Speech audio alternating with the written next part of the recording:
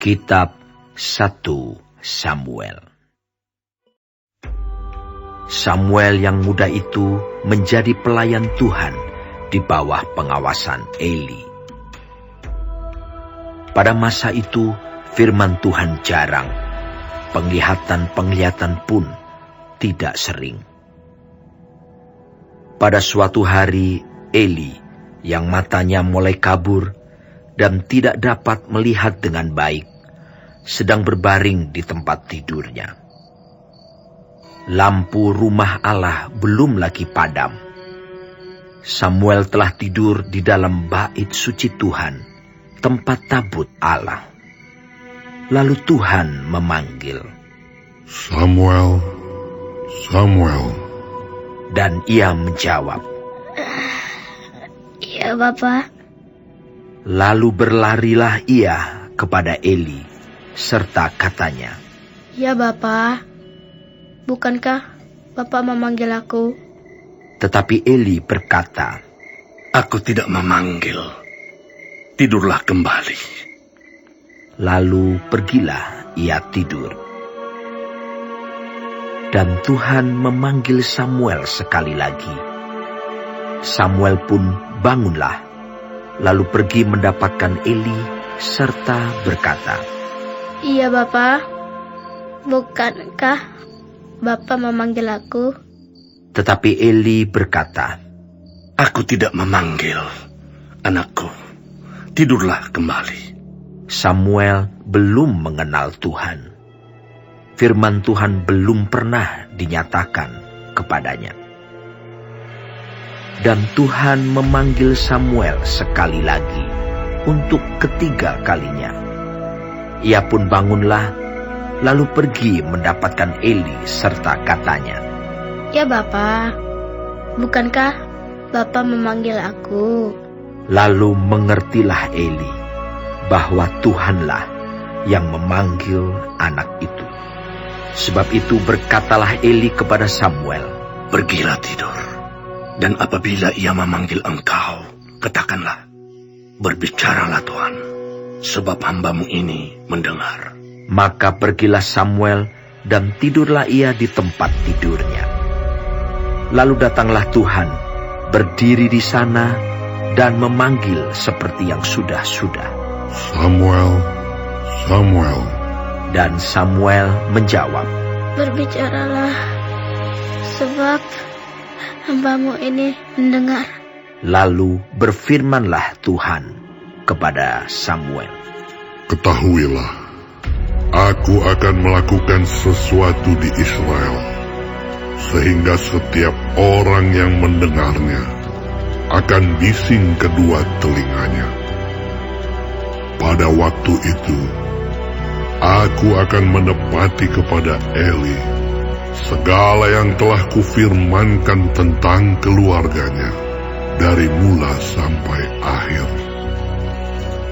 Sebab telah kuberitahukan kepadanya bahwa aku akan menghukum keluarganya untuk selamanya, karena dosa yang telah diketahuinya, yakni bahwa anak-anaknya telah menghujat Allah, tetapi ia tidak memarahi mereka. Sebab itu aku telah bersumpah kepada keluarga Eli, bahwa dosa keluarga Eli takkan dihapuskan dengan korban sembelihan atau dengan korban sajian untuk selamanya." Samuel tidur sampai pagi. Kemudian dibukanya pintu rumah Tuhan. Samuel segan memberitahukan penglihatan itu kepada Eli. Tetapi Eli memanggil Samuel, katanya, "Samuel, anakku." Jawab Samuel, "Ya, Bapa." Kata Eli, "Apakah yang disampaikannya kepadamu? Janganlah kau sembunyikan kepadaku. Kiranya beginilah Allah menghukum engkau, bahkan lebih lagi daripada itu, jika engkau menyembunyikan sepatah kata pun kepadaku dari apa yang disampaikannya kepadamu itu." Lalu Samuel memberitahukan semuanya itu kepadanya dengan tidak menyembunyikan sesuatu pun. Kemudian Eli berkata, "Dia Tuhan, biarlah diperbuatnya apa yang dipandangnya baik." Dan Samuel makin besar dan Tuhan menyertai dia. Dan tidak ada satupun dari firman-Nya itu yang dibiarkannya gugur. Maka tahulah seluruh Israel dari Dan sampai Berseba bahwa kepada Samuel telah dipercayakan jabatan Nabi Tuhan. Dan Tuhan selanjutnya menampakkan diri di Silo, sebab Ia menyatakan diri di Silo kepada Samuel dengan perantaraan firman-Nya.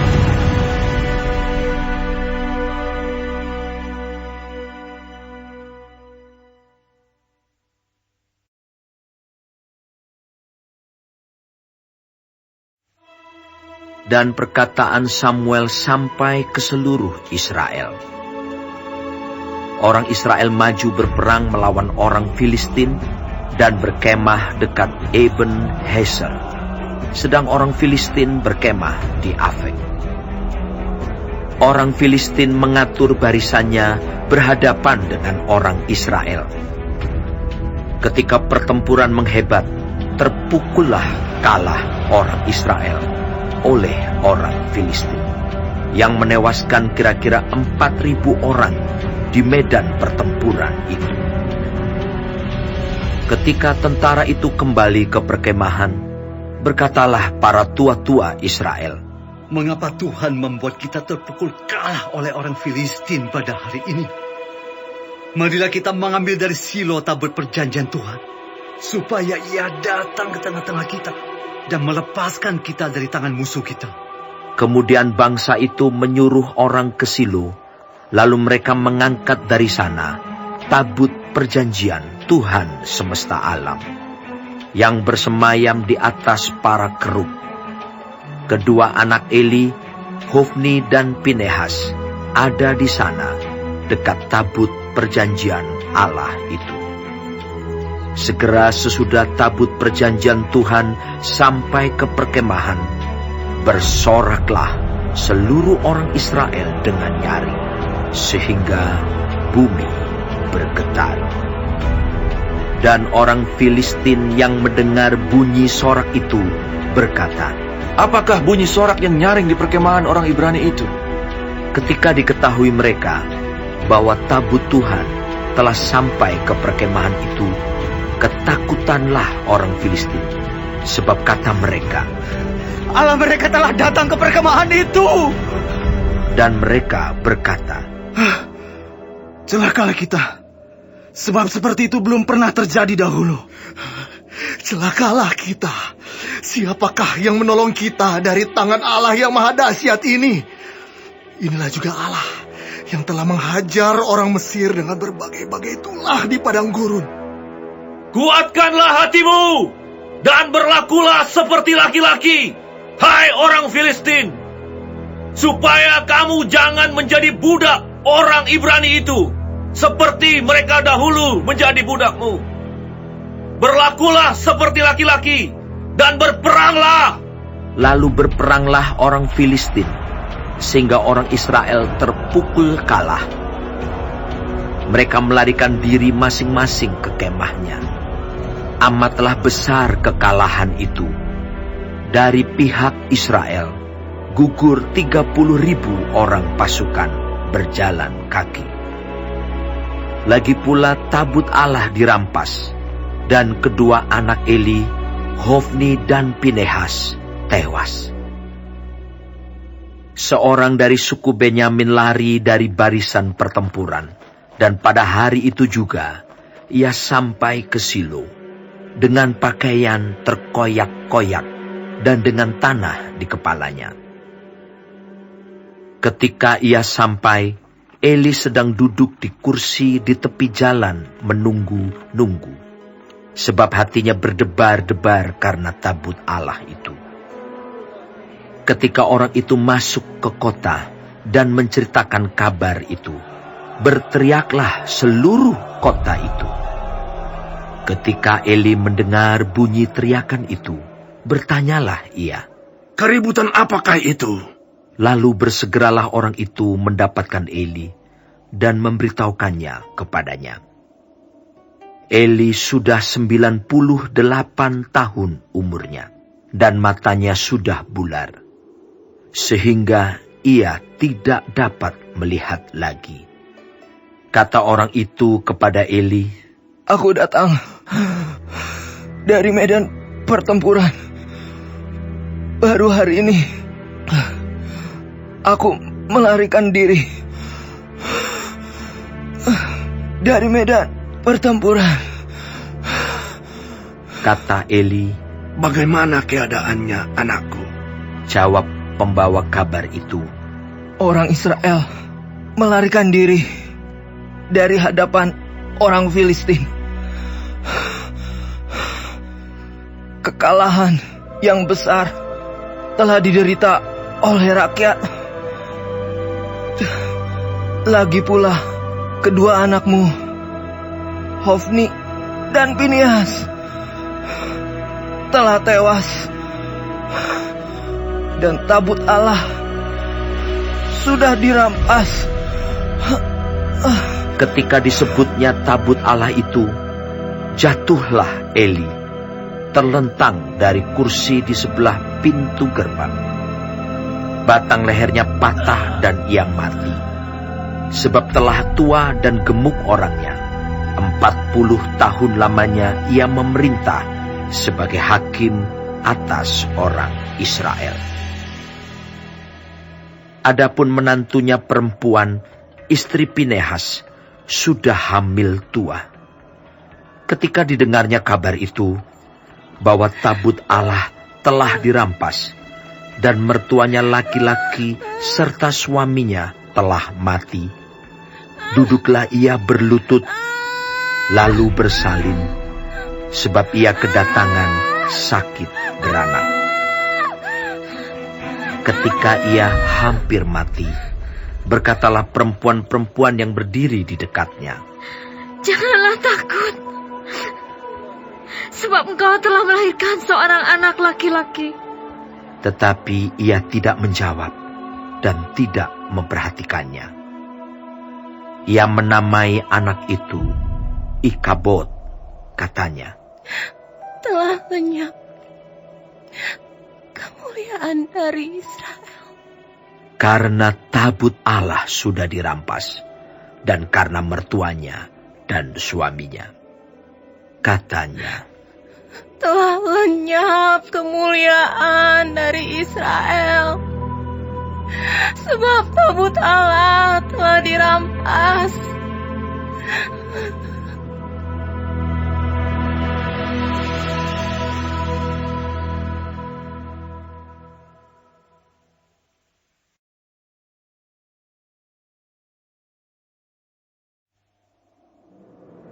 Sesudah orang Filistin merampas tabut Allah, maka mereka membawanya dari Ebenhaser ke Asdod. Orang Filistin mengambil tabut Allah itu, dibawanya masuk ke kuil Dagon, dan diletakkannya di sisi Dagon. Ketika orang-orang Asdod bangun pagi-pagi pada keesokan harinya, tampaklah Dagon terjatuh dengan mukanya ke tanah di hadapan tabut Tuhan. Lalu mereka mengambil Dagon dan mengembalikannya ke tempatnya. Tetapi ketika keesokan harinya mereka bangun pagi-pagi, tampaklah Dagon terjatuh dengan mukanya ke tanah di hadapan tabut Tuhan. Tetapi kepala Dagon dan kedua belah tangannya terpenggal dan terpelanting ke ambang pintu. Hanya badan Dagon itu yang masih tinggal. Itulah sebabnya para imam Dagon dan semua orang yang masuk ke dalam kuil Dagon tidak menginjak ambang pintu rumah Dagon yang di Asdod sampai hari ini. Tangan Tuhan menekan orang-orang Asdod itu dengan berat, dan ia membingungkan mereka. Ia menghajar mereka dengan borok-borok, baik Asdod maupun daerahnya. Ketika dilihat orang-orang Asdod bahwa demikian halnya, berkatalah mereka, Tabut Allah Israel tidak boleh tinggal pada kita, sebab tangannya keras melawan kita dan melawan Dagon Allah kita. Sebab itu mereka memanggil berkumpul kepadanya semua raja kota orang Filistin dan berkata, Apakah yang akan kita lakukan dengan tabut Allah Israel itu? Lalu kata mereka, Tabut Allah Israel harus dipindahkan ke Gad. Jadi mereka memindahkan tabut Allah Israel itu ke sana. Tetapi setelah mereka memindahkannya, maka tangan Tuhan mendatangkan kegemparan yang sangat besar atas kota itu. Ia menghajar orang-orang kota itu, anak-anak dan orang dewasa, sehingga timbul borok-borok pada mereka. Lalu mereka mengantarkan tabut Allah itu ke Ekron. Tetapi sesampai tabut Allah itu di Ekron, berteriaklah orang Ekron itu demikian, Mereka memindahkan tabut Allah Israel itu kepada kita untuk mematikan kita dan bangsa kita. Sebab itu mereka memanggil berkumpul semua raja kota orang Filistin itu dan berkata, Antarkanlah tabut Allah Israel itu. Biarlah itu kembali ke tempatnya, supaya jangan dimatikannya kita dan bangsa kita. Sebab di seluruh kota itu ada kegemparan maut. Tangan Allah menekan orang-orang di sana dengan sangat berat. Orang-orang yang tidak mati dihajar dengan borok-borok, sehingga teriakan kota itu naik ke langit.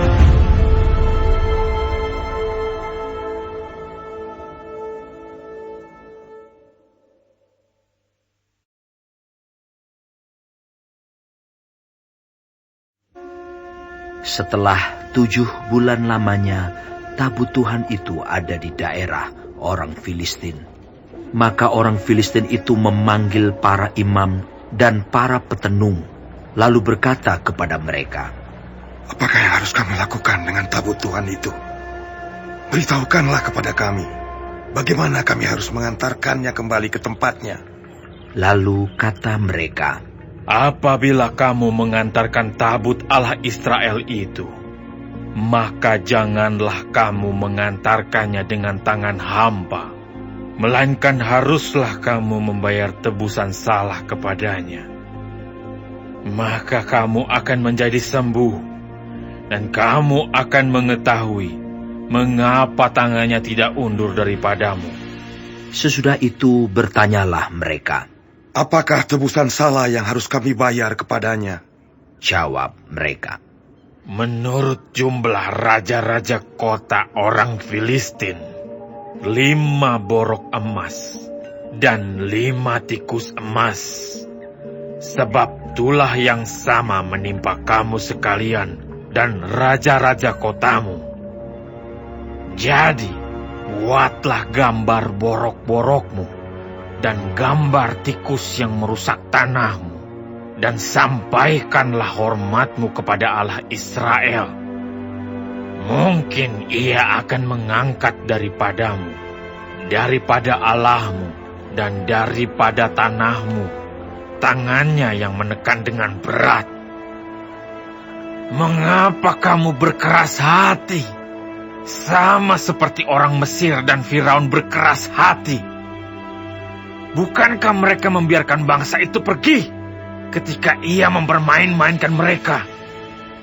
Oleh sebab itu, ambillah dan siapkanlah sebuah kereta baru dengan 2 ekor lembu yang menyusui, yang belum pernah kena kuk. Pasanglah kedua lembu itu pada kereta, tetapi bawalah anak-anaknya kembali ke rumah, supaya jangan mengikutinya lagi. Kemudian, ambillah tabut Tuhan, muatkanlah itu ke atas kereta, dan letakkanlah benda-benda emas yang harus kamu bayar kepadanya sebagai tebusan salah. ke dalam suatu peti di sisinya. Dan biarkanlah tabut itu pergi. Perhatikanlah, apabila tabut itu mengambil jalan ke daerahnya, ke Bet-Semes, dan jika tidak, maka kita mengetahui bahwa bukanlah tangannya yang telah menimpa kita. Kebetulan saja hal itu terjadi kepada kita. Demikianlah diperbuat orang-orang itu. Mereka mengambil 2 ekor lembu yang menyusui, dipasangnya pada kereta, tetapi anak-anaknya ditahan di rumah. Mereka meletakkan tabut Tuhan ke atas kereta, juga peti berisi tikus-tikus emas, dan gambar benjol-benjol mereka.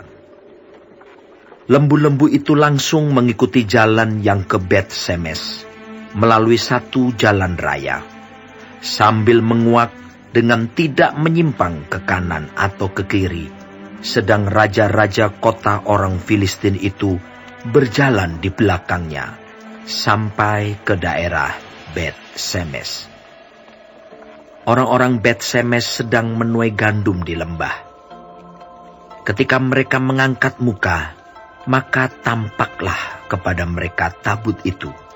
Lalu bersukacitalah mereka melihatnya. Kereta itu sampai ke ladang Yosua, orang Bet-Semes itu, dan berhenti di sana. Di sana ada batu besar. Mereka membelah kayu kereta itu, dan mereka mempersembahkan lembu-lembu sebagai korban bakaran kepada Tuhan.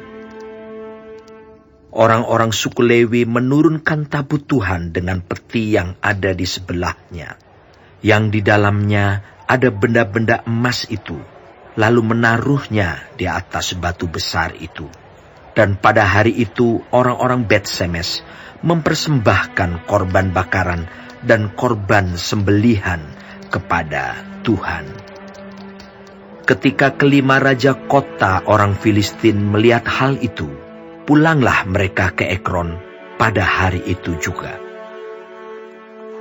Inilah benjol-benjol emas yang dibayar orang Filistin kepada Tuhan sebagai tebusan salah.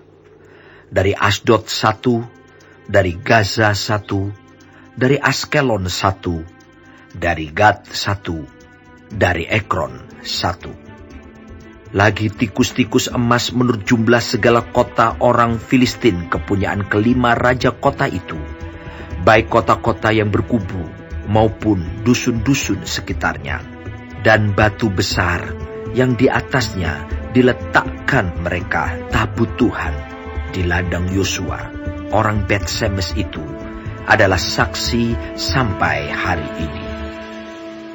Karena mereka melihat ke dalam tabut Tuhan, ia membunuh 70 orang dari rakyat itu. Rakyat itu berkabung karena Tuhan telah menghajar mereka dengan dahsyatnya.